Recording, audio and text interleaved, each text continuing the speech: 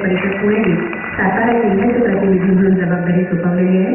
मी श्री सुभाष सरदेशमुख यांना विनंती करते आपण व्यासपीठावरती यावं आणि श्री रवींद्र बेडकिहाळ यांचं आपल्या शाहूपुरी शाखेच्या वतीने तसंच जमलेल्या सर्व सातारकरांच्या वतीने स्वागत करावं. श्री रवींद्र बेडकिहाळ महाराष्ट्र साहित्य परिषद पुणेचे सातारा जिल्हा प्रतिनिधी.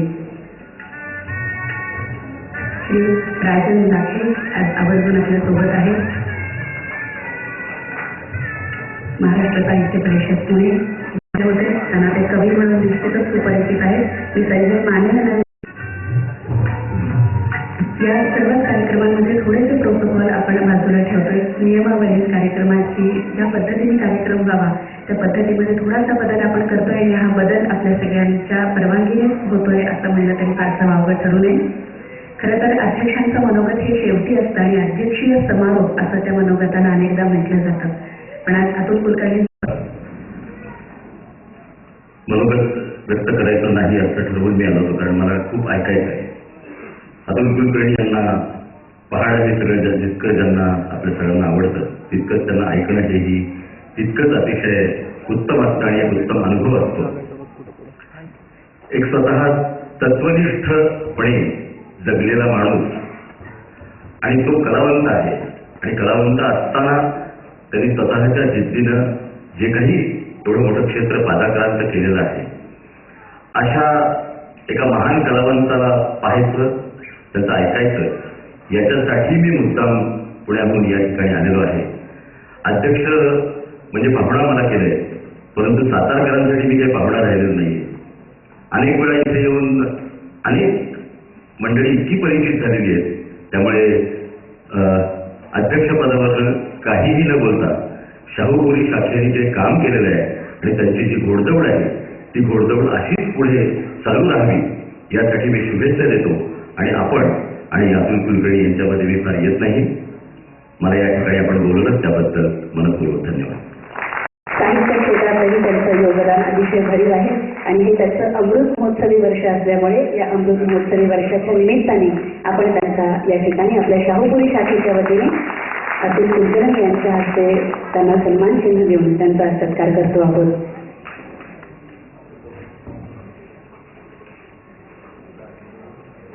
त्यांच्या यातूनच घेत नाही, कारण आपल्याला पुढचे वेळ लागलेले असतात आणि म्हणूनच मुलाखतीच्या आधी आम्ही आभार प्रदर्शन ठेवलं आहे की जेणेकरून हा सगळा कार्यक्रम यशस्वी होण्यामध्ये आम्हाला त्यांची मदत लागली, त्यांचा निदान नामोल्लेख तरी या व्यासपीठावर व्हायला हवा.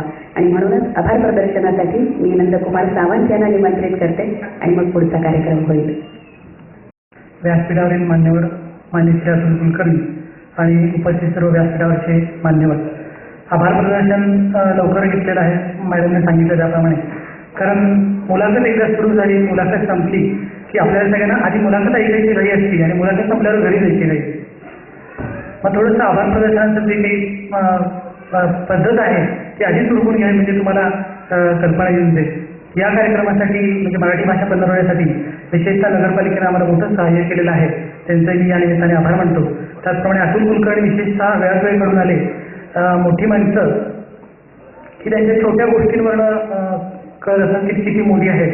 आणि मला विशेष आनंद वाटतो की ज्यावेळेला मी त्यांचा तो बायोडाटा वाचला त्यावेळेला लक्षात आलं की इतकं मोठं काम माणसं करत असतात. आपण फक्त कलाकार म्हटलं एक विशिष्ट बाजूच त्यांची बघत असतो, पण त्यांची दुसरी बाजू आपल्याला माहीत नसती.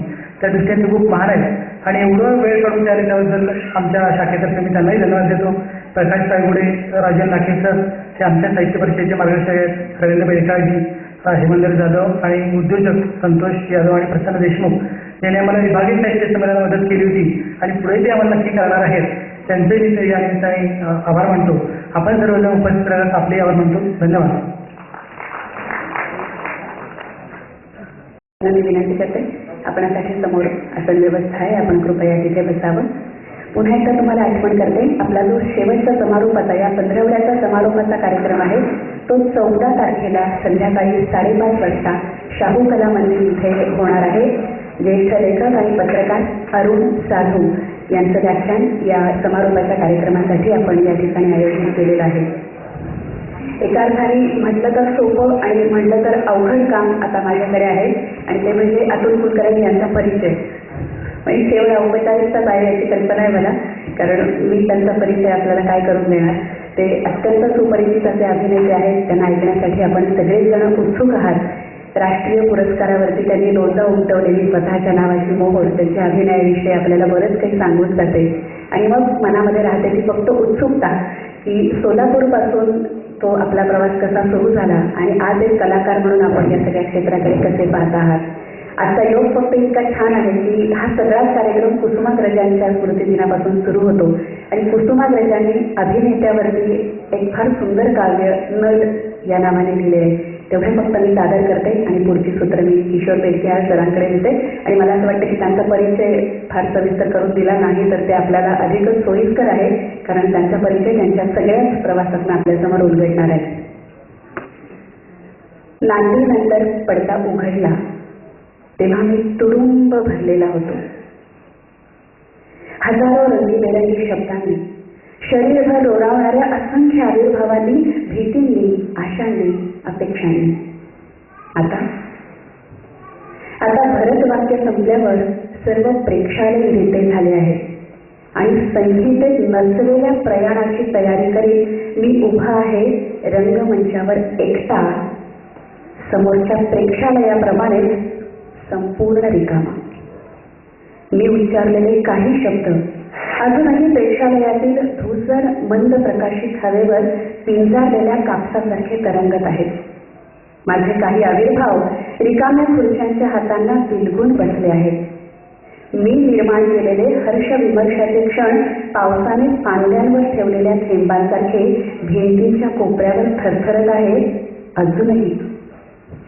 हा एक दिलासा माझ्या रितेपणाला. नाटक संपल्याची खंत ती आहे, नाटक नव्हे. 3 तासांचे एक अर्करूप अस्तित्व संपले आहे, पण संपले आहे ते फक्त इथे माझ्याजवळ. माझ्या त्या अस्तित्वाच्या कणिका घेऊन 1000 प्रेक्षक घरी गेले आहेत. मी एक होतो तो अंशाने हजारांच्या जीवनात कदाचित स्मरणातही वाटला गेलो आहे.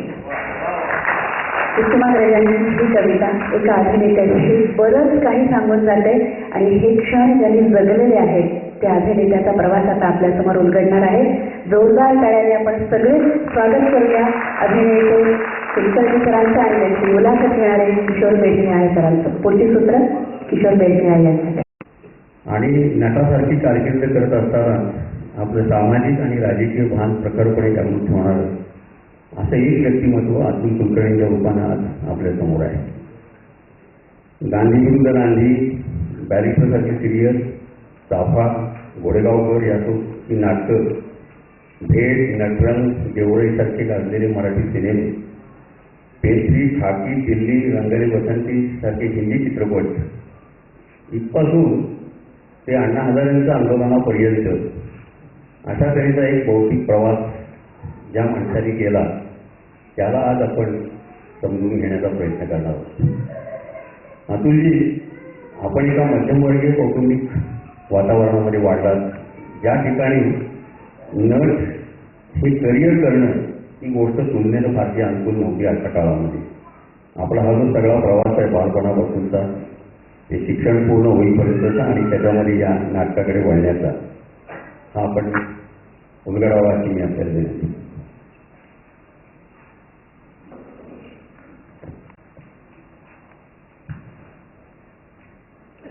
नमस्कार. सगळ्यात आधी मला खूप बरं वाटतंय कारण मी साताऱ्यामध्ये अनेक वर्षांनी एखाद्या जाहीर कार्यक्रमाला उपस्थित आहे. सुरुवातीला जी नाटकं केली ती सगळी साताऱ्यामध्ये नाटकं केली. इथले सगळे जे नाट्यकर्मी होते साताऱ्यातले त्यांच्या मदतीनं ते केलं आणि सातारा एक प्रमुख केंद्र असायचं प्रयोग करण्यासाठी. खूप वर्ष झाली या सगळ्या गोष्टीला. 90 साली मला वाटतं नाटक केलेलं असेल मी इथे जेव्हा मी सोलापूरला होतो त्यावेळेला. आणि त्याच्यानंतर जेव्हा व्यावसायिक रंगभूमीवरती काम करायला लागलो तेव्हा गांधी विरुद्ध गांधी, झाले मोकळे आभाळ त्याचेही प्रयोग केले होते. पण त्यानंतर साताऱ्यामध्ये जाहीर कार्यक्रम केलेला मला तरी आठवत नाही. त्यामुळे मला खूप बरं वाटतंय. दुसरी गोष्ट की साहित्य परिषदेच्या शाहूपुरी शाखेने जो काही हा उपक्रम सुरू केलेला आहे तो कल्पक तर आहे, परंतु त्याचबरोबर अत्यंत महत्त्वाचा उपक्रम आहे असं मला वाटतं. जेव्हा फोनवरतीच मला सरांनी सांगितलं होतं काय उपक्रम आहे, त्याच वेळेला मला त्याची जाणीव झाली होती. आणि आज एक नव्याने झालेली जाणीव अशी की इथल्या नगर परिषदेने त्याला जो हातभार लावलेला आहे, त्याला जी मदत केलेली आहे, त्याचाही उल्लेख सतत इथल्या लोकांमध्ये येतोय, त्यांच्या सांगण्यामध्ये येतोय. तर त्यामुळे त्यांचंही अभिनंदन. साताऱ्यासारख्या सुसंस्कृत गावामध्ये होणार नाही तर दुसरीकडे कुठे होणार.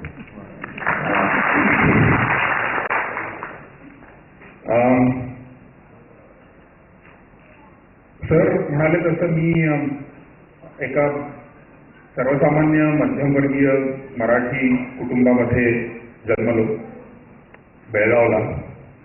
आणि सोलापूरला मी होतो शिकायला, कारण माझ्या वडिलांचा व्यवसाय सोलापूरमध्ये होता.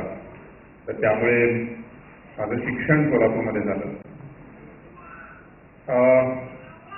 सर्वसामान्य म्हणण्यापेक्षा मी अतिसामान्य असा मुलगा होतो शाळेमध्ये असताना. फारसे काही मला बरे मार्क कधी पडले नाहीत. मी मधल्या रांगेत शेवटच्या बाकावर बसणारा मुलगा होतो. कुठल्याही खेळात कधी भाग घेतला नाही, कधी कुठल्या नाटकात भाग घेतला नाही. त्यामुळे आई वडिलांनी अभिमानाने काही सांगावं अशी एकही कृती माझ्या हातून कधी आयुष्यात झाली नाही शाळेत असताना.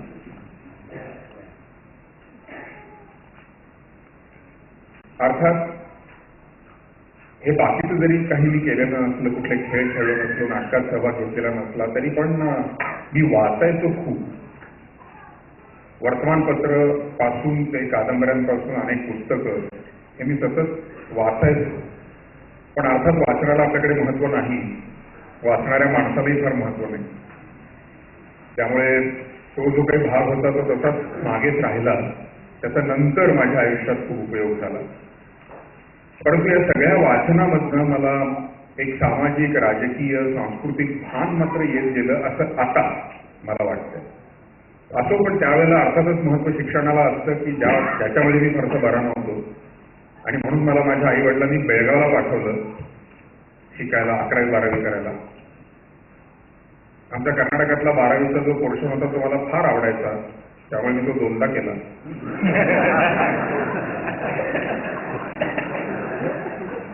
मग मला इंजिनिअरिंगला ऍडमिशन मिळाली, कारण महाराष्ट्र सरकार त्यावेळेला हा जो बॉर्डर एरिया आहे तिथे सिंपथी सीट्स द्यायचे महाराष्ट्रामध्ये. आणि मी कर्नाटकात जन्मलेला, कर्नाटकात 12वी केलेला, त्यामुळे मला पुण्याला college of engineering Pune engineering कॉलेजमध्ये मला ऍडमिशन मिळाली, खूप कमी टक्के मार्क असून सुद्धा. आणि तिथल्या फर्स्ट इयरचा पोर्शन मला 12वीपेक्षा जास्त आवडल्यामुळे मी तो 3दा केला.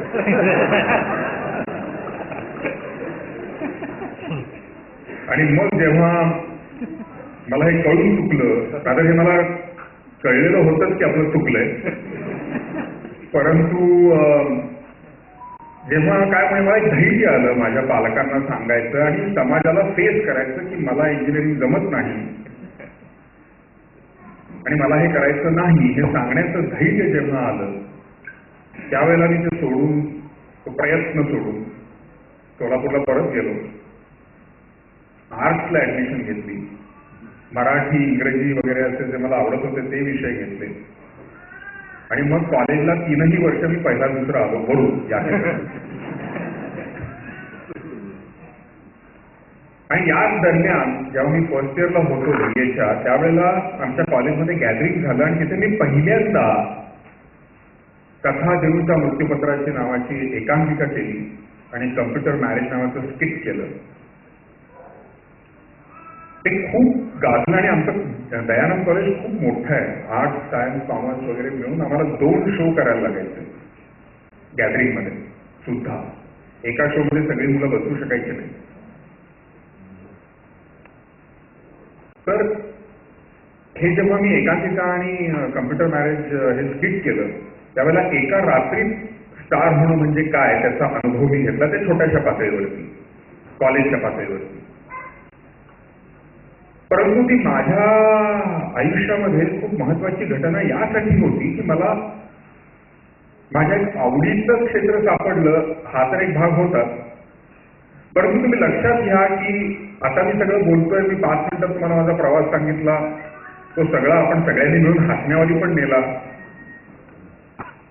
परंतु ती इतकी साधी गोष्ट नाही. एक नापास झालेला मुलगा सगळं सोडून जेव्हा परत येतो, त्याच्या बरोबरचे क्लासमेट 4-4 वर्ष त्याच्या पुढे गेलेले आहेत, वेगवेगळ्या प्रोफेशनल कॉलेजेसमध्ये आहेत. माझी 4 वर्षांना धाकटी असलेली बहीण जवळजवळ माझ्या बरोबर शिकायला लागलेली होती. माझ्या आई वडिलांना कुठल्याही मोठ्या समारंभाला जायला नको वाटायचं, कारण मुलगा काय करतोय असं विचारलं तर सांगायचं काय, इंजिनिअरिंग सोडून परत आला. या सगळ्या बॅकग्राऊंड वरती कुठेतरी मला एक आयडेंटिटी मिळाली. मी काहीतरी करू शकतोय हे मला जाणवलं. त्यांनी कॉन्फिडन्स आला. मी नट झालो, मला अभिनयाची आवड निर्माण झाली वगैरे, ह्या सगळ्या गोष्टी ठीक आहेत. परंतु ग्लॅमर ही एक अत्यंत महत्वाची गोष्ट मला त्यावेळेला मिळाली, की जी महत्वाची आहे, 100% महत्वाची गोष्ट आहे. नाहीतर 4 म्हणून नात्याला कोणाला काही हौस आली नाही. 4 लोकांनी मला ओळखणं, कोणाच्या तरी समोर उभं राहून काहीतरी बोलणं, सादर करणं, हा खूप मोठा इगो बूस्टर आहे. हे अमान्य करण्याचं काहीच कारण नाही, करूही नाही. आणि हा मला वाटतं की मी नट होण्यामागे एक खूप महत्वाचा भाग होता. कारण मी जसा होतो, मी तुम्हाला सांगितलं, त्या तशा असण्यानंतर हे काहीतरी मला एक मोठं मिळालेलं होतं. अर्थात तो एक मोमेंट असतो, हेही लक्षात घेतलं पाहिजे. एका रात्रीत तुम्ही स्टार होता, पण ते 2 रात्रीत संपतही, हेही तितकंच खरं आहे. त्याच्यानंतर मी नाट्य आराधना सोलापूर ह्या हौशी नाट्य संस्थेत दाखल झालो. तिथे नाटकं केली. चाफा, आपण सारे घोडेगावकर, थँक्यू. पुढच्या वेळेला तुमचं नाव जाहीर करणार मी, थिएटरच आहे. जी नाटकं मी मगाशी उल्लेख केला की साताऱ्यामध्ये ज्या नाटकांचे प्रयोग केले, ती ही सगळी नाटकं. आणि त्या 4-5 वर्षानंतर मला असं जाणवलं की मला फक्त संध्याकाळी 2-3 तास नाटकाची रिहर्सल हे पुरत नाही. आणि त्यावेळेला न्यू इंडिया ॲश्युरन्स मध्ये काम करत होतो एजंट म्हणून. त्यामुळे फक्त संध्याकाळी नाटक त्या मला पुरत नव्हतं आणि मला 24 तास मी नाटक करायला हवं असं वाटायला लागलं. आणि म्हणून मी नॅशनल स्कूल ऑफ ड्रामा नवी दिल्ली इथे मी ऍडमिशन घेतली. आणि 3 वर्षांचा तो कोर्स आहे, 92 ते 95, तो मी कोर्स केला. आणि मग मी मुंबईला एक व्यावसायिक नट म्हणून आलो. आणि त्याच्यानंतर माझा एक वेगळा प्रवास सुरू झाला, कारण मी मग 24 तास फक्त अभिनय हेच करायला लागलो. या काळात पुण्याला जाऊन आपण शिकावं अशी एक क्रेज तुमच्या काळामध्ये होती, म्हणून माझ्या काळामध्ये होती. फर्ग्युसनमध्ये शिकावं, कारण तुमच्या मागच्या एका मुलाखतीत उल्लेख तुम्ही केला होता. फर्ग्युसनच्या समोर रुपाली म्हणून जे हॉटेल आहे ते जवळपास दुसरं फर्ग्युसन कॉलेजच आहे. आणि तिथे शिकायची इच्छा अपुरी आहे असं तुमचा काही उल्लेख त्या मुलाखतीत होता. हे काय होतं नेमकं?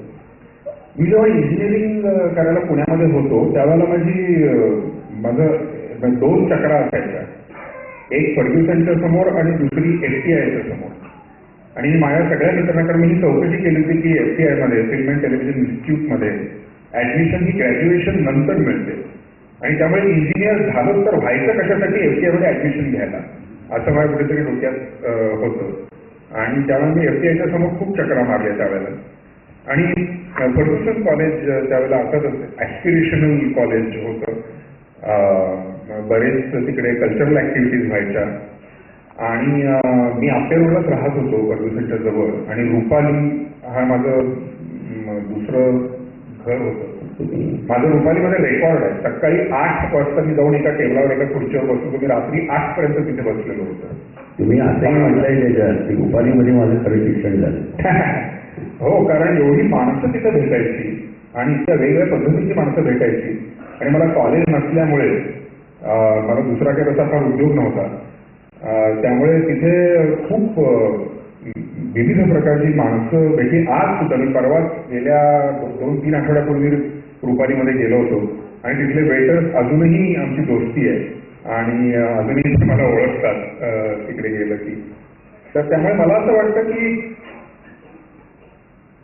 तरुण असताना ज्या महत्वाच्या जागा आहेत त्याच्यामध्ये हे असे अड्डे, हे असे हॉटेल्स, कॅन्टीन त्या फार महत्वाच्या जागा आहेत असं मला वाटतं. किंवा बऱ्याच वेळा त्या कॉलेजपेक्षाही जास्त महत्वाच्या जागा असतात.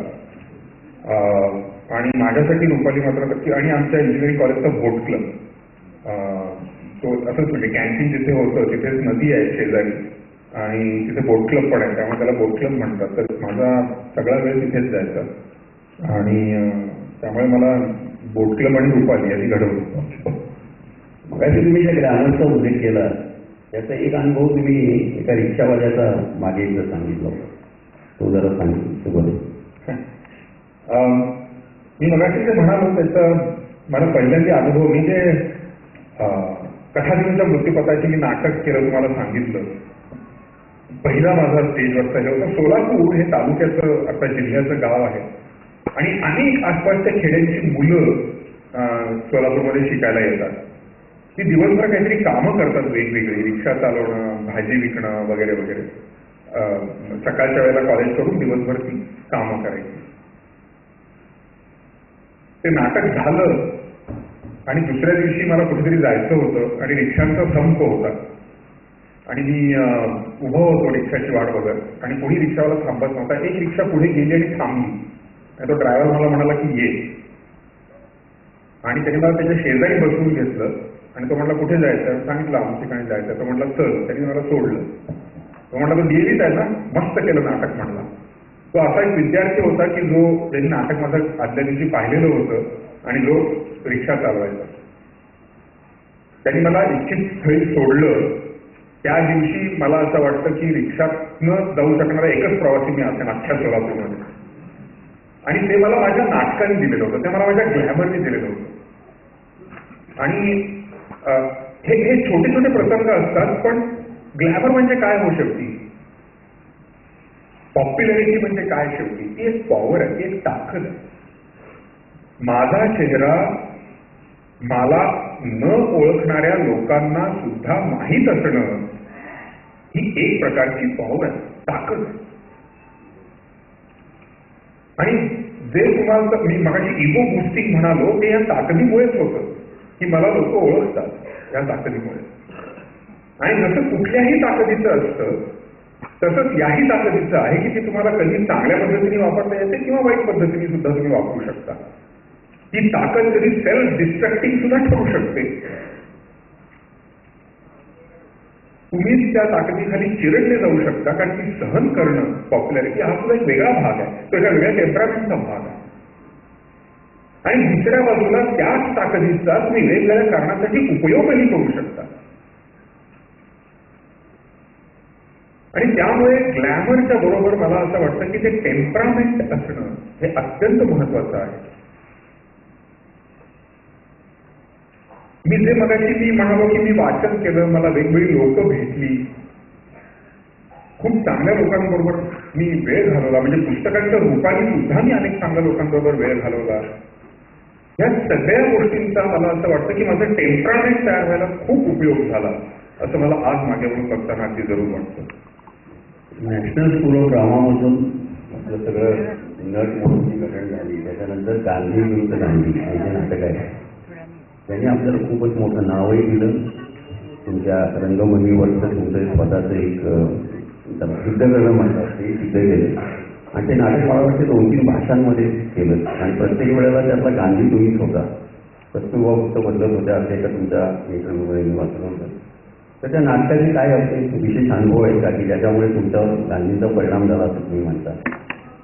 त्या नाटकाविषयी जरा तपशील सांगा.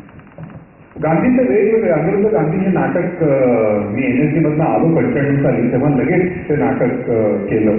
व्यावसायिक रंगभूमीवरचं माझं पहिलं नाटक भक्तीबर्वे इनामदारच्या नाटकामध्ये होता, किशोर कदमच्या नाटकामध्ये होता. माझं ते पहिलं व्यावसायिक काम होतं, प्रोफेशनल काम होतं. त्या नाटकाचे मला अनेक फायदे झाले, वेगवेगळ्या गोष्टींसाठी फायदे झाले. व्यावसायिक फायदा झालाच कारण ते नाटक खूप गाजलं, त्यामुळे ओळख मला मिळाली. मी NSD मधनं शिकून आल्यानंतर ते सगळं मला वापरायला माझ्या पहिल्याच नाटकात मिळालं. आणि हा खूप मोठा नशिबाचा भाग आहे की हे सगळं मला वापरून बघता, सगळंच नसेल परंतु खूप गोष्टी वापरून बघता आल्या गांधींचा रोल तयार करताना.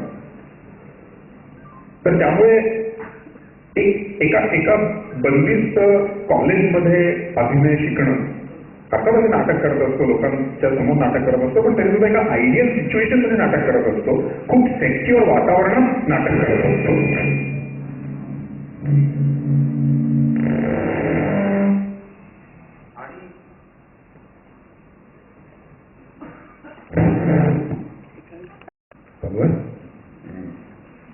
मी काही नाही केलं.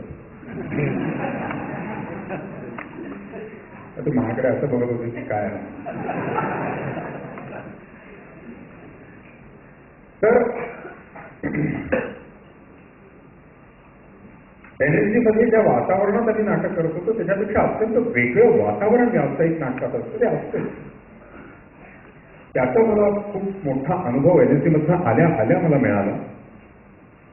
हे सगळे फायदे तर एक व्यावसायिक दृष्ट्या झाले, परंतु एक माणूस म्हणून मला गांधी नावाचा माणूस कळला.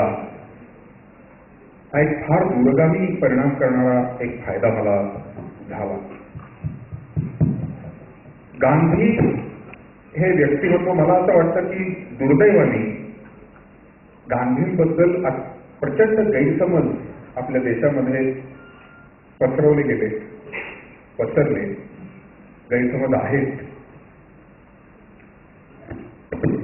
तो माणूस इतका मोठा होता की त्याच्या 2-4 गोष्टी उचलून ज्या कदाचित तुम्हाला वाटत असतील की त्या ऑब्जेक्शनेबल आहेत किंवा त्या चुकीच्या आहेत, ठीक आहे ना.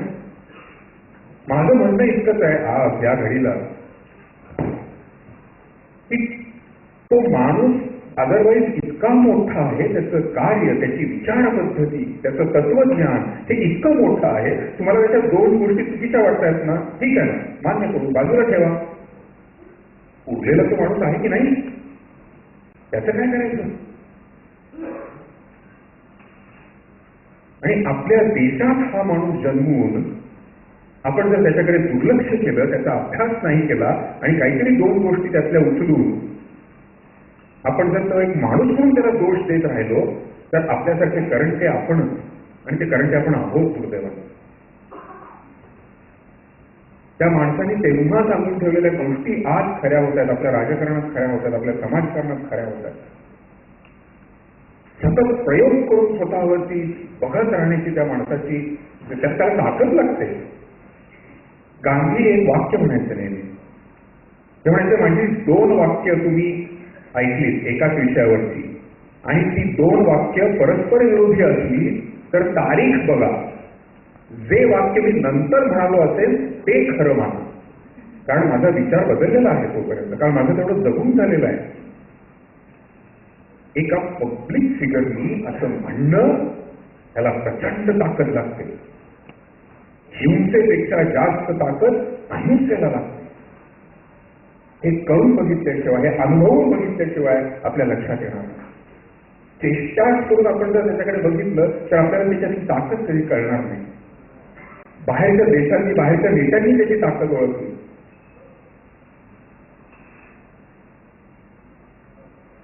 या भूमिकेच्या निमित्तानं मला गांधींविषयी खूप वाचता आलं, गांधींनी लिहिलेलं बरंच वाचता आलं, मला चिंतन करता आलं गांधींचं. स्वतःच गांधी म्हणून वावरताना अर्थातच त्यांना जास्तीत जास्त समजून घेण्याची मला संधी मिळाली. आणि मी तुम्हाला सांगतो आज तागायत ही शिदोरी मला उपयोगी पडते. हे मी सगळं माझ्या अनुभवांचं सांगतोय. मी कुठल्याही फिलॉसॉफीचा पुरस्कार करायचा म्हणून सांगत नाही, कुठल्या तरी फिलॉसॉफीच्या विरुद्ध बोलायचं म्हणूनही सांगत नाही.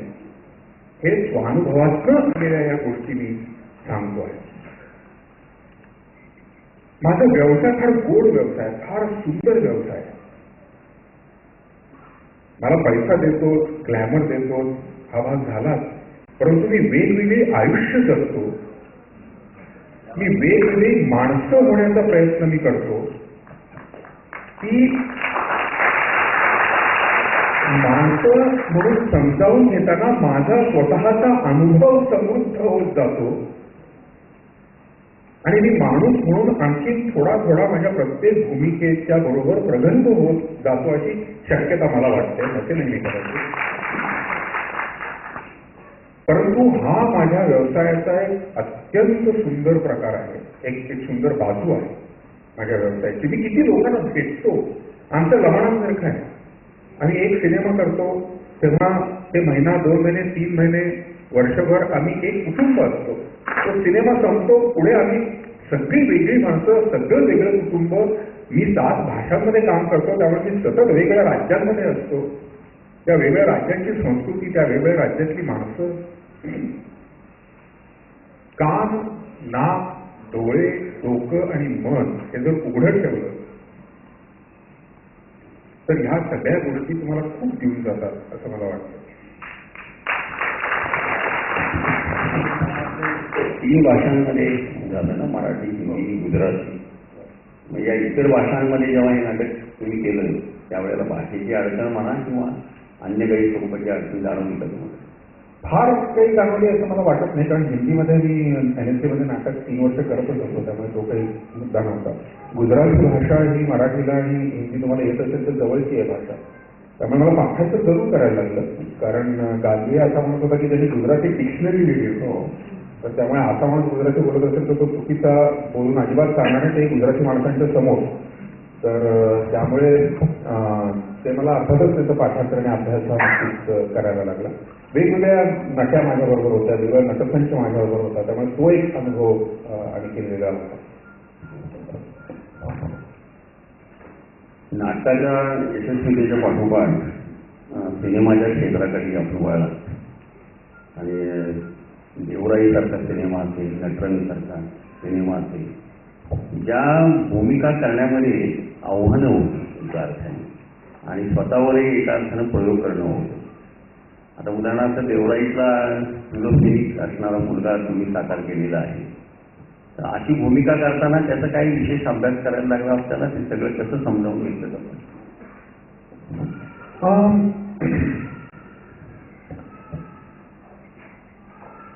मी मध्ये एक असंच विचार करत असताना एक वाक्य मला सुचलं, जे मी माझ्या ट्विटर आणि फेसबुकवरती लिहिलं होतं की an actor is responsible for someone else's soul. कुणाच्या तरी दुसऱ्याच्या आत्म्याची जबाबदारी माझ्यावरती असते एक नट म्हणून. आणि तर फार अत्यंत विश्वासाने त्या दिग्दर्शकाने तो आत्मा माझ्याकडे दिलेला असतो की याचं काहीतरी बघ, ह्याला शरीर दे. तर त्यामुळे मला असं वाटतं की एक व्यवसाय म्हणून जबाबदारी असतेच असते. तुमच्यावरती पैसे लागलेले असतात, अनेक जण तुमच्यावरती अवलंबून असतात, त्यामुळे व्यावसायिक जबाबदारी ही तर असतेच असते. परंतु एक मला असं वाटतं की मॉरल रिस्पॉन्सिबिलिटी सुद्धा असते, कारण तुम्ही कुणाची तरी गोष्ट सांगत असता, तुमची गोष्ट नसते, ती कुणाची तरी गोष्ट तुम्ही सांगत असता. त्यामुळे ती ज्या कोणाची गोष्ट असते त्याच्यासाठी तुम्ही रिस्पॉन्सिबल असता. तर त्यामुळे त्या माणसाला, त्या गोष्टीतल्या माणसाला समजावून घेणं ही मला असं वाटतं माझी कुठल्याही नटाची प्राथमिक जबाबदारी असते, कुठल्याही नटीची प्राथमिक जबाबदारी असते. आणि मग त्याच्यासाठी वेगवेगळे उपाय करणं म्हणजे तयारी, बेसिकली अत्यंत साध्या शब्दात सांगायचं तर. परंतु वेगवेगळ्या भूमिकांसाठी ही तयारी वेगवेगळी असते, त्याचे काही नियम नाही, त्याचा काही फ्लो नाही, त्याचं काही असं ठरलेलं काही पोथी आहे असा भाग नाही.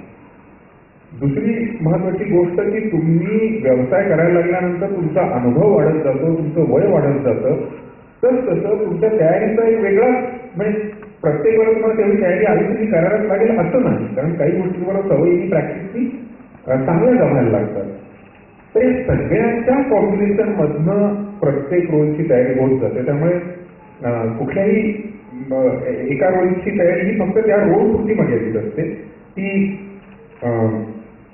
एक तसं असं काहीतरी सार्वत्रिकरण करून काही सांगणं हे मला असं वाटतं की शक्य नाही, योग्य पण नाही. उदाहरण जर द्यायचं, दोन टोकाची उदाहरणं द्यायची झाली तर देवराई आणि नटरंग अशी उदाहरणं मराठी सिनेमाच्या बाबतीत देता येतील. देवराई म्हणजे स्किझोफ्रेनिक माणसाचं, एका मनोरुग्णाचं पात्र मी केलं. युजली आम्हाला काय सांगितलं जातं जेव्हा आम्ही नट म्हणून अभ्यास करत असतो किंवा आम्ही नट म्हणून वावरत असतो, तयारी करत असतो, तेव्हा की हा जो माणूस तुम्ही साकार करताय तो काय पद्धतीने विचार करत असेल, त्याचं लॉजिक काय असेल त्या माणसाचं, हा बेसिकली आधी विचार करायचा. तो लहानपणी त्याचं काय असेल, तरुणपणी काय असेल, त्याच्या आयुष्यात काय प्रसंग घडले असतील वगैरे वगैरे वगैरे. आता स्किझोफ्रेनिया झालेल्या माणसाचं थिंकिंगच पण इलॉजिकल आहे.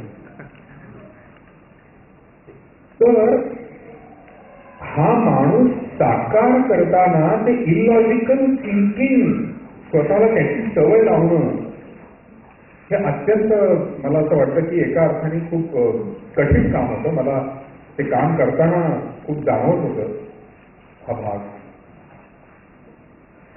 त्यामुळे त्याच्यासारखा विचार करणं आणि विचार केला की तुमचे डोळे कसे होतात, तुमची शरीरभाषा कशी होते, तर त्यामुळे त्याच्या पद्धतीने विचार करणं फार गरजेचं होतं. तर मला असं वाटतं की ती तयारी इतकी आंतरिक तयारी होती, खूप आत्म करायची तयारी होती ती. अर्थातच बाहेर काही त्याची तयारी होती जेव्हा त्यांना हेवी डोसेस त्यावेळेला दिले जायचे. म्हणजे पूर्वीची गोष्ट आहे, आता तेवढे साईड इफेक्ट्स नसतात नवीन जी औषधं आली आहेत त्याच्यामध्ये, परंतु पूर्वी जी औषधं होती त्याचे स्ट्रॉंग डोसेसचे खूप साईड इफेक्ट्स असायचे की तुमचं कंट्रोल नसताना तुमचे काही मसल्स हालायचे एक साईड इफेक्ट म्हणून वगैरे. तर ते काही भाग जेव्हा मला करायचे होते त्यावेळेला मला फिजिकल प्रॅक्टिस करावी लागली, तो भाग वेगळा होता. परंतु ही आंतरिक तयारी देवराईच्या बाबतीत प्रचंड होती. मी पुण्यामध्ये आम्ही असं शूटिंग केलं, जास्तीत जास्त शूटिंग पुण्यामध्ये. माझी आई आणि माझी बहीण राहतात, परंतु मी आमच्या प्रोड्युसरना विनंती केली की मला प्लीज घरी राहायचं नाही, मला हॉटेलमध्ये राहायचं, मला एकांत हवा आहे. आणि त्यांनी ती मान्य केली. मराठी सिनेमाला त्यावेळेला हे परवडत नव्हतं, परंतु इतकं त्याला एक आयसोलेशनची गरज होती. नटरंगाचा जर प्रवास आपण बघायला गेलो तर तो पूर्ण उलटा प्रवास होता. म्हणजे देवराईचा प्रवास जर आतून बाहेर असेल तर नटरंगाचा बाहेरून आत असा प्रवास होता. नटरंग तुमच्यापैकी बऱ्याच जणांनी पाहिला असेल, परंतु एक पहलवान की ज्याला नाचाचं काम करावं लागतं असा तो प्रवास आहे. आणि त्यामुळे खूप फिजिकॅलिटी त्याच्यामध्ये आहे. एक पहलवान कसा असेल तर त्यामुळे माझी तयारीची सुरुवात ही शरीरापासून झाली, वजन वाढवण्यापासून झाली. आणि हळूहळू शरीर वाढल्यानंतर माझ्या लक्षात यायला लागलं की पहलवान आता का चालतो, असा का विचार करत असेल, असा का त्याचा स्वभाव असू शकेल. इतकं सोपं नाहीये. कोल्हापूरच्या जवळ आहात तुम्ही, तुम्हाला माहिती आहे. म्हणजे साध्या साध्या गोष्टी तुम्हाला सांगतो. आपण उगाच काही जणांच्या काय माझाच चालतोय असा पहलवानासारखा. साधं शारीरिक कारण आहे त्या माझात चालण्याला. मी जेव्हा व्यायाम करायला लागलो तेव्हा माझ्या शरीरात बदल झाले की माझे दंड इतके मोठे झाले, माझी पाठ एवढी ब्रॉड झाली की चालताना दंड आणि पाठ एकमेकांना घासायला लागले. मांड्या एवढ्या मोठ्या झाल्या की त्या एकमेकांना घासायला लागल्या. छत मारून मी असा चालला, कारण असं चालूच शकत नव्हतं. त्यामुळे माग नसतो तो, त्याला चालता येत नसतं असेल, त्याला असंच चालवं अशी मान, वळवेल कसा मान, जाड मान, अशीच मान. तर ह्या काही गोष्टी आहेत त्या अर्थातच नटरंगामध्ये खूप इंटरनल प्रवास आहे. खूप महत्वाच्या गोष्टी नटरंगामध्ये जेंडर पॉलिटिक्सच्या बाबतीत सांगितलेल्या आहेत. स्त्री पुरुष ह्याच्या कशा आपण डेफिनेशन्स करतो आणि कशा चुकीच्या डेफिनेशन्स करून आपण लोकांना त्रास देतो, किती चुकीचे आपण वागतो, या सगळ्याविषयी नटरंग आहे. फक्त एका कलाकाराची गोष्ट नाहीये ती बरोबर कशी दिसत असली तरी. तर ती तयारी होती.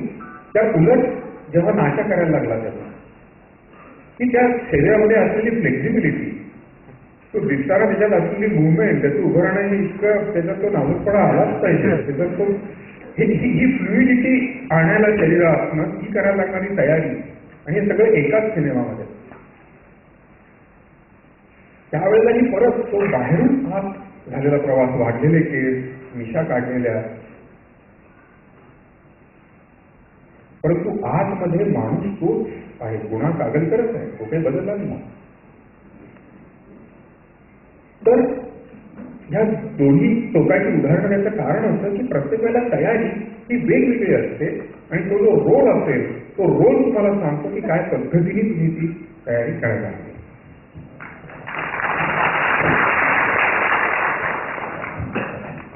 ही तयारी तुम्हाला याच्या वेळेला करायला लागली का नाटकामध्ये गांधीमध्ये गांधींचं हास्य ही एक फार विलोभनीय गोष्ट मानली जाते. एकूणच गांधींवरच्या सगळ्या लेखनामध्ये त्याचा उल्लेख आपल्याला दिसतो. तुम्ही ज्या वेळेला गांधी म्हणून हसलेला होतात आणि ते हास्यही पुष्कळ असं गाजलेलं होतं. आता हे गांधींचं हास्य आहे असं म्हणून आणण्यासाठी काही तयारी करावी लागली का ते आपोआप आहे?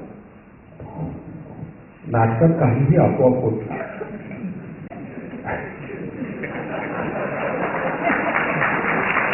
नाटकात प्रत्येक गोष्ट जी समजून उमजून करावी लागते. ती काही वेळेला आपल्याला असं वाटतं की अरे आपोआप झालं, ते घडून गेलं, असं काय नसतं.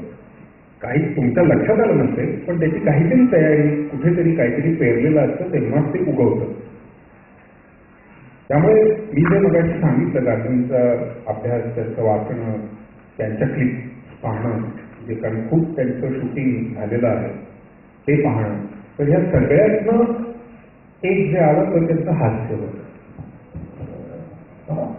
तुम्ही हिंदी सिनेमाकडे सुद्धा नंतर वळलेला, अजूनही दोन्ही प्रकारचे सिनेमे आपण करता, आणि हिंदीमध्ये तर गाजलेले आहेत. पेस्ट्रीसारखा सिनेमा असेल किंवा खाकी, हिंदी सिनेमाकडे याचा भाग म्हणूनच तुम्ही गेला का या सगळ्या परफॉर्मन्सचा परिणाम म्हणून हिंदी सिनेमाकडे आपोआप तुम्हाला खरं तर माझा पहिला सिनेमा हिंदी होता. हे मराठी सिनेमा मी नंतर केले.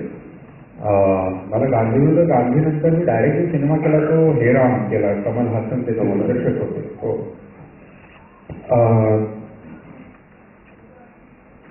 याचं उत्तर अवघड आहे आणि सोपंही आहे एकाच वेळी. मला असं वाटतं की ह्या गोष्टी माझ्या वाट्याला आल्या हे अत्यंत महत्वाचं, की मला हेरामच्या रोलसाठी विचारलं गेलं. कारण गांधीमध्ये मी गांधी केलेला होता, तो कमलजींनी त्याच्याबद्दल ऐकलेलं होतं आणि त्याने मला बोलवून घेतलं आणि गांधी विरोधी अशा माणसाचा रोल दिला मला. एखाद्या जिनियस असणाऱ्या माणसाचं ते लक्षण असतं. त्याने मला गांधींचा रोल दिला नाही, त्या मला गांधी विरोधी माणसाचा रोल दिला. तर ही संधी माझ्याकडे येणं, ह्याला तसं बघायला गेलं तर एकदम लॉजिक सापडणार नाही. म्हटलं तर लॉजिक आहे, त्याच्या आधी केलेलं कामं त्याला कारणीभूत आहे. परंतु एवढ्या सगळ्या नटांमधनं ज्याला काहीही पेस नाही अशा नटाला हा रोल मिळणं हा कुठेतरी योगायोगाचा, नशिबाचा हा भाग एका ठिकाणी वाटतो. परंतु एका कामातलं दुसरं काम मला कायम मिळत गेलं, आणि त्यामुळे हा जो सगळा माझा प्रवास आहे तो एका अर्थी ऑर्गॅनिक प्रवास आहे, लॉजिकल प्रवास.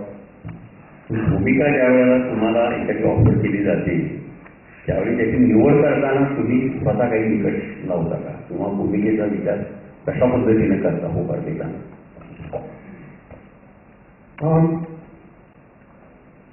सिनेमामध्ये नट असो, दिग्दर्शक असो, सतत निर्णय घ्यायला लागतात तुम्हाला.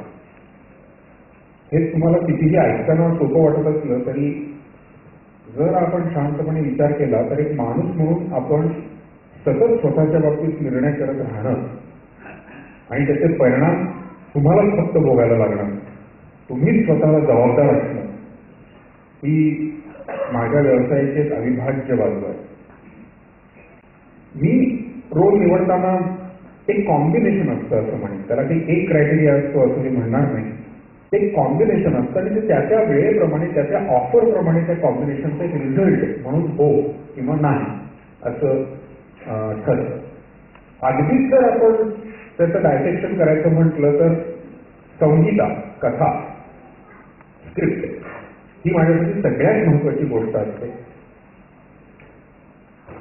कथा सांगणारा म्हणजे दिग्दर्शक ही त्यानंतर महत्वाची गोष्ट असते. माझा रोल कोण प्रोड्युसर आहे, को ऍक्टर्स कोण आहे, पैसे किती मिळणार आहेत, मी आत्ता कुठलं काम करतो आहे, त्या पद्धतीचा रोल करतो आहे किंवा नाही, माझी या वर्षात किती सिनेमे साईन केलेले आहेत, तेवढा मला वेळ असणार आहे. अशा खूप गोष्टींच्या एका कॉम्बिनेशन मधून